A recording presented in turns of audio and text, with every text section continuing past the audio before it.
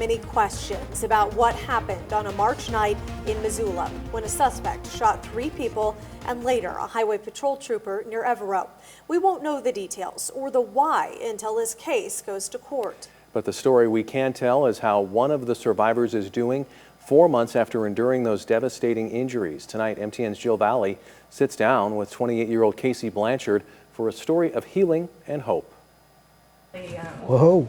Every day, Casey Blanchard gets better at maneuvering his wheelchair around his Stevensville home. And every day, he gets a little bit stronger. So if I do this, you can't feel that.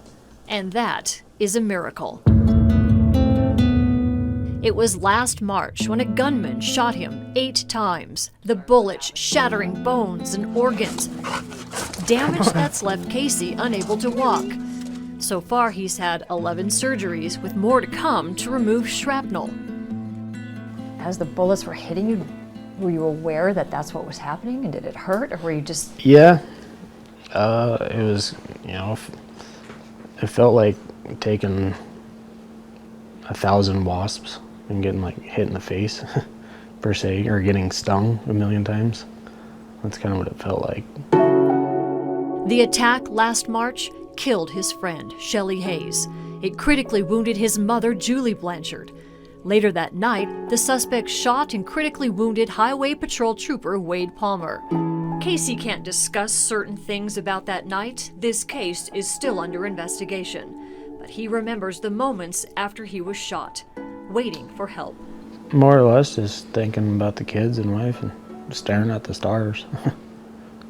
That's about it. And then the paramedics picked me up.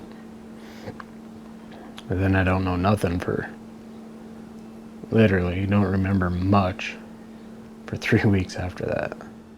Casey was rushed to St. Patrick Hospital and later flown to Salt Lake City. When his wife Leah saw her neighbors, the Palmers, in the same hospital, it was confusing until she realized Casey and Wade were both critically injured that same night. It would be weeks before Casey knew the full extent of what happened.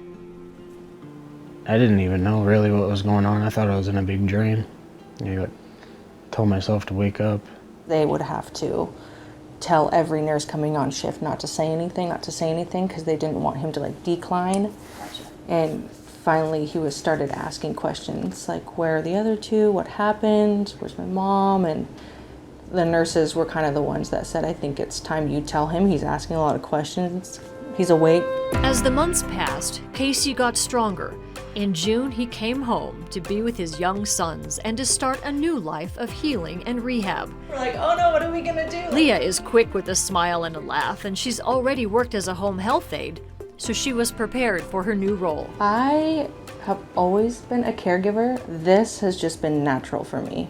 I don't want to say it's natural because what happened was super sad, but it has been amazing because I am a caregiver. I love taking care of people. I take care of my kids, and so I didn't think it was abnormal. He's my husband. I love him so much. I could take care of him forever. She also knows her family is supported by the love of this community that's been there from the start. They haven't given up on us either. Just the support has really helped us level out and get comfortable with being home. Settle down. Casey hopes to be back at work at Gomer's Diesel Service and Repair. In fact, they're getting an office ready for his return. And this fall, this family of 4 becomes a family of 5, with a new baby boy arriving in October. Time will tell the extent of Casey's paralysis. Yeah. But no matter what, he's ready for his future. If you could take me 10 years or so into the future, what do you think you'll be doing? How do you think you'll be? What will you be doing?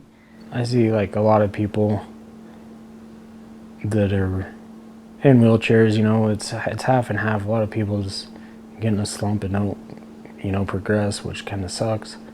But the other half of people, they just take it and just roll down the road. I mean, rather than running, you're rolling. It's not a big deal. So. You're going to be a roller? Yeah. At least for a while, if not for life, so it doesn't bother me. In Stevensville, Jill Valley, MTN News. Now, Casey just got a new adaptive truck so he can drive. He and Leah hope to buy a new house that can better accommodate his wheelchair. Casey's mother passed away in June. A celebration of life is scheduled for her later this month.